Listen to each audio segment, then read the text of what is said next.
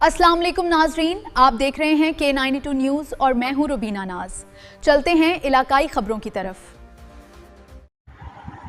ज़िला कशमोर bureau chief अब्दुर्रज़ाक कोगाही Gauspur के करीब गुजरने वाली एनड शाह के पुश्ते मुख्तलिफ मकामात पर इंतहाई कमज़ोर हो चुके हैं, जिसके बायस अतराफ़ के मुतअद्दिद देहात के ज़ेर आने का खदशा भी बढ़ गया है।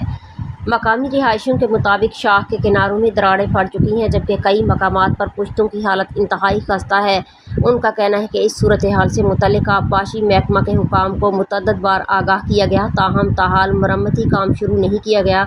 इलाका मकीनों के मुताबिक अगर एनड शाह के कमज़ोर पुश्तों की फौरी मरम्मत ना की गई तो किसी भी वक्त पानी बाहर निकल सकता है, जिससे गाँव बाग अली खान भलकानी, गाँव मुल्ला नूह ओगाही, गाँव निहाल खान भलकानी समेत अतराफ़ के कई दीगर देहात सैकड़ों एकड़ ज़राई अराज़ी, खड़ी फसलें और मवेशी शदीद मुतासर हो सकते हैं।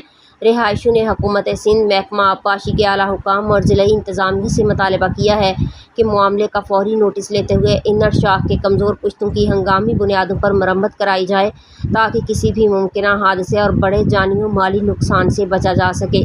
दूसरी जानिब इलाका मकीनों ने खबरदार किया है कि अगर बर वक्त हिफाजती इक़दाम न किए गए तो बारिशों या पानी के दबाव के दौरान शाख टूटने की सूरत में बड़े पैमाने पर तबाही फैल सकती है, जिसकी ज़िम्मेदारी मुतल्लिका महकमा आबपाशी के हुक्काम पर आयद होगी।